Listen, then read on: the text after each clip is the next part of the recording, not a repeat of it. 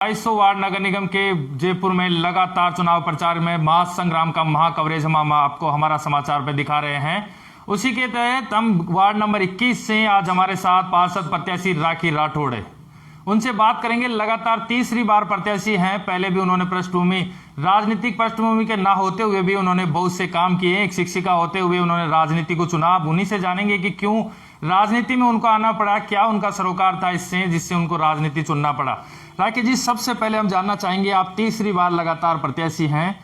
भाजपा ने आप में इतना विश्वास जताया कि एक महिला को पहली बार ऐसा हुआ है कि 3 बार लगातार टिकट दिया गया है। जी देखिए, मैं सबसे पहले भारतीय जनता पार्टी का बहुत बहुत धन्यवाद करती हूँ कि उन्होंने मुझ पर विश्वास रखा और निश्चित तौर पे जब रिजल्ट आएगा तो इस विश्वास का जो है वो पूरी पुख्ताई जो है उस दिन रिजल्ट के साथ में हो जाएगी।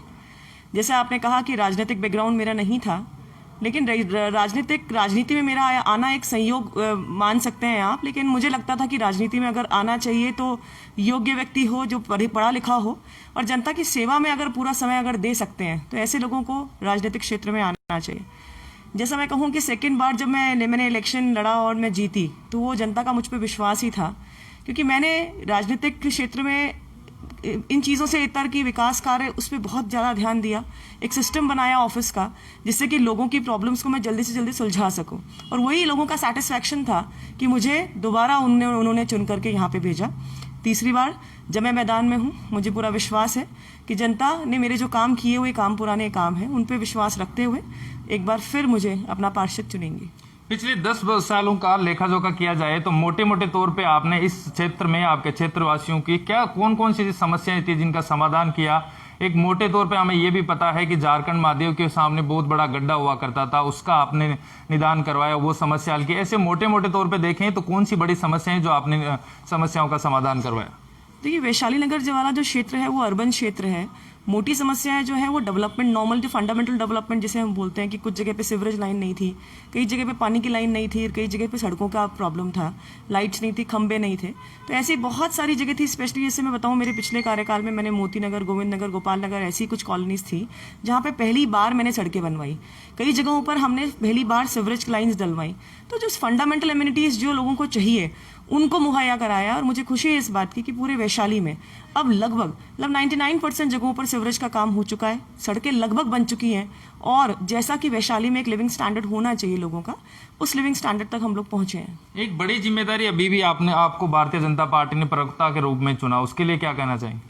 देखिए, भारतीय जनता पार्टी हमेशा टैलेंट को आगे निकाल के और उसको आगे निखारने का काम हमेशा से पार्टी करती आई है। टीवी पैनलिस्ट की दायित्व के साथ में अपनी पार्टी का पक्ष रखने का मुझे मौका मिला हर बार, और मुझे पूरा विश्वास है कि ये पार्टी को मेरा काम भी पसंद आया होगा और लोगों में भी ये बात अच्छे से रही होगी कि भारतीय जनता पार्टी का पक्ष रखने के लिए ऐसा कोई कैंडिडेट का चयन हो जो कि बोलने में ठीक हो और अपनी बातों को सही तरह से एक्सप्रेस कर सके। तो मैं फिर से एक बार और धन्यवाद देना चाहूँगी भारतीय जनता पार्टी को, सभी लोगों को, संगठन को, जिन्होंने इस बात पे विश्वास रखते हुए मुझे ये दायित्व दिया।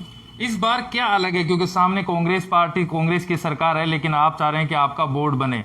क्या कुछ चुनौतियां रह सकती है आपके सामने, क्योंकि धरातल पर सभी क्रियाओं को, सभी योजनाओं को धरातल पर उतारने के लिए जरूरी होती है कि आपकी सरकार हो। किस तरह से लड़ाई करके आप धरातल पर समस्याओं का समाधान करा पाएंगे। देखिए, कांग्रेस की जो सरकार जिसकी आप बात कर रहे हैं राजस्थान के अंदर है, उनके बीच के आपसी सामंजस्य की बात अगर मैं करूं तो आपसी द्वंद्व से ये सरकार लड़ रही है, और जनता के काम जो है ये किसी भी तरीके से इनके हाथ से ये काम नहीं हो सकते। 2 सालों में आपने देखा कि कांग्रेस ने कोई भी नए पैसे का काम राजस्थान के अंदर, इनफैक्ट जयपुर में भी बिल्कुल कहीं पर भी नहीं किया। तो जहां तक सरकार की बात है, देखिए, सरकार के होने ना होने से फर्क नहीं पड़ता, इस बात से फर्क पड़ता है कि कितना डिटर्मिन्ड आप हैं अपने काम को कराने के लिए और किस तरह से आप अपनी बात को पेश करते हैं। जब मैं पहली बार पार्षद थी, सेंटर में कांग्रेस थी, स्टेट में कांग्रेस थी, इनफैक्ट कांग्रेस का मेयर भी था, फिर भी वार्ड नंबर 13 की पार्षद रहते हुए मैंने बहुत सारे काम करवाए।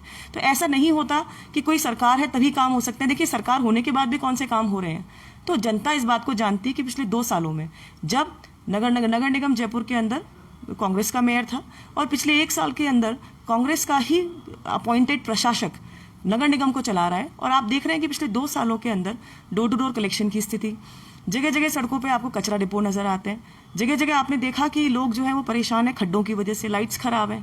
तो इस तरह की स्थिति लोगों ने देखी है, उनको विश्वास है कि भारतीय जनता पार्टी का जब बोर्ड आएगा तो ये प्रॉब्लम्स जो है उनकी खत्म होंगी। राजस्थान कांग्रेस सरकार के मंत्री और विधायक लगातार कह रहे हैं कि कांग्रेस की कड़ी से कड़ी जुड़नी चाहिए, तभी आपका काम होगा। अन्यथा भाजपा वाले ये कहेंगे कि हमारी तो सरकार नहीं, इसलिए हम आपके क्षेत्र का विकास नहीं कर पाए। इसका आपके पास क्या जवाब है, क्योंकि क्षेत्रवासियों को तो विकास सबसे बड़ा मुद्दा है। देखिए, आपने दो बातें मुझसे पूछी। पहले कड़ी से कड़ी जोड़ने की मैं जवाब देती हूँ। पिछले 2 सालों का जो मैंने अभी कच्चा चिट्ठा बताया आपको, उसमें कौन सी कड़ी मिसिंग है? मेयर जो है कांग्रेस का था, अभी प्रशासक जो ऑफिसर अपॉइंट किया वो भी कांग्रेस का है। कांग्रेस की राजस्थान में गवर्नमेंट है। क्यों ऐसा है कि लोग परेशान हैं? क्यों ऐसा है कि हमारी जो मूलभूत हमें सुविधाएं चाहिए वो हम अवेलेबल नहीं करा पा रहे? तो कड़ी से कड़ी जोड़ने का तो सिर्फ और सिर्फ इनको एक बहाना चाहिए। बाकी जनता समझती है कि 2 साल में हमने कोई काम नहीं कराया। साथ ही वो ऐसा कहते हैं कि हमारी गवर्नमेंट है। और आपने कई बार टीवी डिबेट्स में मुझे जाने का मौका मिला है। इनके जो जितने भी प्रवक्ता आते हैं वो हमेशा ये बोलते हैं कि सेंटर ने ऐसा कर दिया, सेंटर ने हमें पैसे नहीं दिए, सेंटर ने हमें ये नहीं किया। खुद पे कोई बात ही नहीं करते। यानी अगर यहाँ पर इन्होंने जो भी वादे लोगों से किए थे उनकी पूर्ति नहीं होती है तो हर बात का दोष जो है वो सेंट्रल गवर्नमेंट को देते हैं। तो काम नहीं करना है अल्टीमेटली। बहाने इनके पास हर तरह के हैं। कई तरह के वादे राजस्थान के लोगों से करके आए थे। बेरोजगारों को भत्ता देने की बात थी, किसानों की 10 दिन में कर्ज माफी की बात थी, बिजली के बिलों में बढ़ोतरी नहीं करने की बात थी। आप देखते हैं इन 3-4 मुद्दों का क्या हुआ। लेकिन जनता को विश्वास है इस बात का कि जिस झूठ के आधार पर ये लोग आए थे वो अभी हिल चुका है। और निश्चित तौर पे आगे आने वाले 3 तारीख के रिजल्ट्स में आपको दोनों नगर निगम के अंदर भारतीय जनता पार्टी का बोर्ड नजर आएगा। लेकिन वो तो ये भी कह रहे हैं कि प्रधानमंत्री नरेंद्र मोदी ने कोरोना में जिस तरीके से राजस्थान सरकार की तारीफ की है, उसके पुल बांधे, उसको भी मुद्दा बना रहे हैं कि प्रधानमंत्री ने हमारी तारीफ की है। देखिए, प्रधानमंत्री जी ने शुरुआत में भीलवाला मॉडल की तारीफ की थी और ये बहुत इनिशियल स्टेज थी। लेकिन उसके बाद हम उस तारीफ को, उस काम को, उस स्टैंडर्ड को मेंटेन नहीं कर पाए। आप देखो ना, उसके बाद भीलवाड़ा की क्या स्थिति रही। लगभग 100 से ऊपर के कोरोना केसेस लगातार आए। अगर आपकी इतनी एफिशिएंसी थी तो आप क्यों नहीं उस स्टैंडर्ड को मेंटेन कर पाए? एक उदाहरण देना चाहूँगी। अगर मानो मेरी 5वीं क्लास में मेरे को फर्स्ट डिवीजन या फर्स्ट रैंक आ जाती है तो वही मार्कशीट में 6th में, 7th में, 8th में, 9th में नहीं दिखा सकती। मुझे वो परफॉर्मेंस लगातार मेंटेन करनी पड़ती है। अगर एक बार इनकी तारीफ की हो, मैं मानती हूँ इस बात को, मोदी जी हमेशा इंकरेज करते हैं, नेगेटिव राजनीति में नहीं है। इसलिए उन्होंने एक बड़ा दिल रखते हुए और एक, क्योंकि देश के गार्जियन हैं, उन्होंने तारीफ की जिससे और एनकरेजिंग काम करें। इन्होंने क्या किया? भीलवाड़ा का मॉडल बहुत अच्छा है साहब, रेस्ट कुछ नहीं किया। उसके बाद मार्कशीट में 0 नंबर ही आए हैं। फर्स्ट डिवीजन जो पहले आया था सिर्फ उसी मार्कशीट को दिखाकर ये 6ठी, 7वीं, 8वीं, 9वीं पास होना चाहते हैं, जो जनता देख रही है कि फेल होंगे। लगातार ये भी देखा जाता है राखी जी कि आप एक महिला है और ये पुरुष प्रधान देश है जहां पर पुरुषों को वरीयता दी जाती है। इस लड़ाई को आप कैसे देखते हैं कि एक महिला होने के नाते आप किस तरीके से लड़ाई लड़ते हैं? देखिए, क्या है, अगर आप पढ़े लिखे हैं और एक्टिव हैं, समझते हैं चीज़ों को, तो किसी भी तरह की फील्ड हो, एज अ फीमेल जेंडर से कोई फ़र्क नहीं पड़ता। यहाँ पे मेरे को मेरे फैमिली का बहुत अच्छा सपोर्ट मिलता है और सपोर्ट के साथ में जो भी काम मुझे दिया गया जनता के द्वारा, पार्टी के द्वारा, मैंने उसको पूरा किया।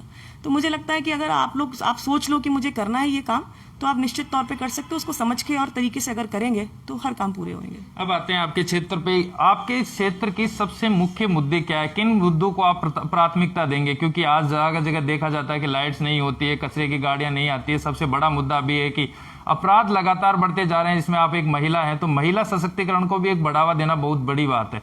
आप कौन से कार्य ऐसे हैं जिनको सबसे पहले आकर प्राथमिकता देंगे? देखिए, जैसा कि ये वार्ड नंबर 61 जहाँ से मैं भारतीय जनता पार्टी की पार्षद प्रत्याशी हूँ, ये मेरे पुराने ही वार्ड नंबर 20 का एक हिस्सा है और लगभग हर कॉलोनी के अंदर मैंने काम कराया। हर पार्क के अंदर लगभग काम हुआ है, चाहे ट्रैक का निर्माण हो, टीन शेड का निर्माण हो, बोरिंग का निर्माण हो, या फिर जो रोड्स हैं उनका हम लोगों ने निर्माण करा दिया। तो लगभग जो मूलभूत सुविधाएं हैं वो लगभग सभी जगह पे पूर्ति इसकी हो चुकी है। जैसे आपने कचरे की बात कही, तो कचरा एक मेजर प्रॉब्लम यहाँ पर आती है, क्योंकि कचरा जो है वो ढंग से डोर टू डोर कलेक्शन ना होने की वजह से सड़कों पे कचरा नज़र आता है। और मैं चाहूँगी कि सबसे पहला प्रबंधन जो है वो कचरे का ही हो। जैसा आपने दूसरी बात कही कि यहाँ के लोगों में, मैंने बताया कि ये मेरे पुराने ही वार्ड का पार्ट था, इसीलिए काम काफ़ी हद तक हो चुके हैं। लाइट्स की जहाँ तक बात है, हमारे पिछले टेन्योर के अंदर एक बहुत बड़ा लैंडमार्क मैं कहूँ तो हमने स्थापित किया। सड़क की चौड़ाई के अनुसार LED लाइट जो है इंस्टॉल करी गई। आप, ऐसा नहीं है कि मेरी जानकारी अच्छी है तो बड़ा पीला लाइट मैं वहाँ पे इंस्टॉल करा लूँ और मेरी कोई अप्रोच नहीं है तो ट्यूब लाइट लग रही है।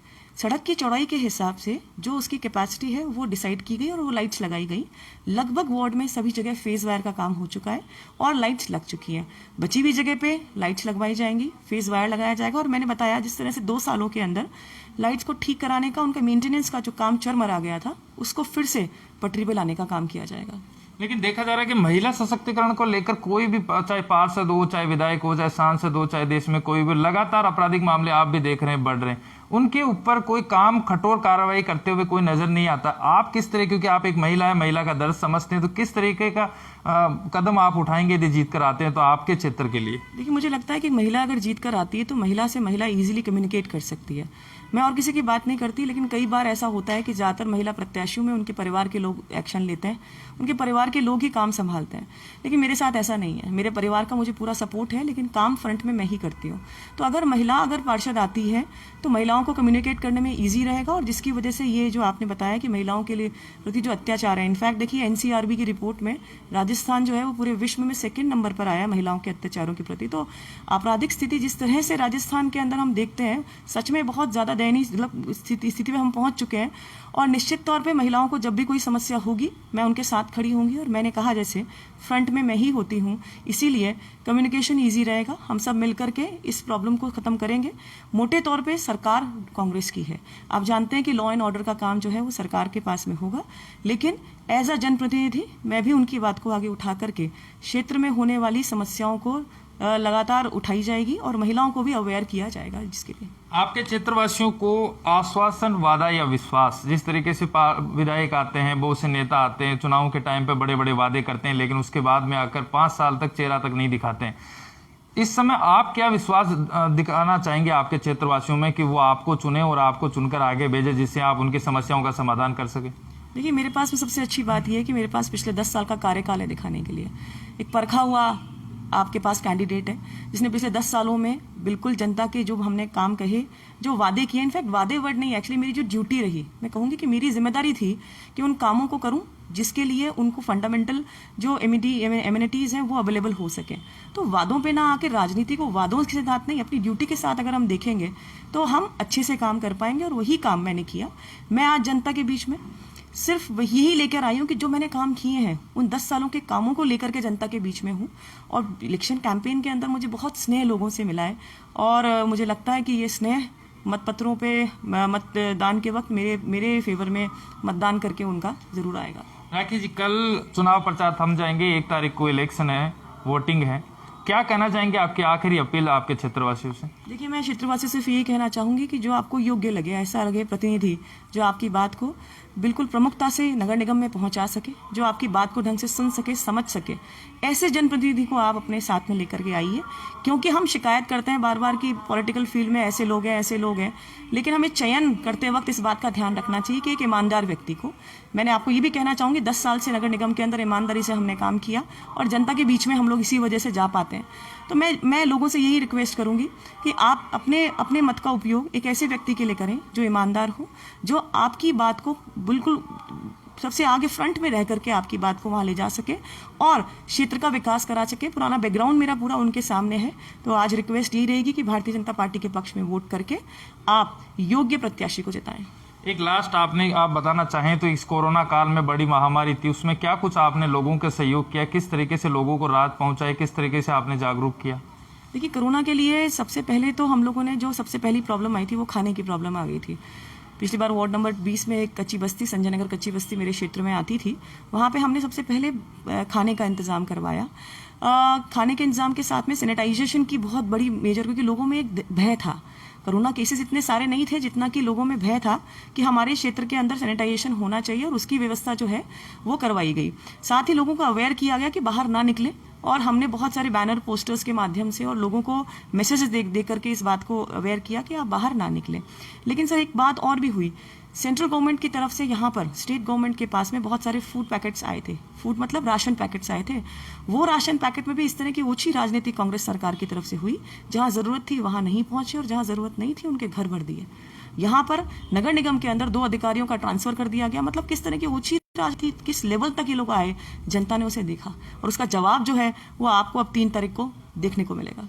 ये थे हमारे साथ राखी राठौड़, जिन्होंने आपने मुद्दे बताए और अपनी समस्याओं का समाधान किस तरीके से निराकरण करेंगे, क्योंकि पिछले 10 साल से लगातार वो इस क्षेत्र में है और उनको बड़ा एक्सपीरियंस भी है। हमने भी लगातार उनके साथ कवरेज की है और लगातार वो धरातल पर लोगों के साथ जुड़े रहते हैं।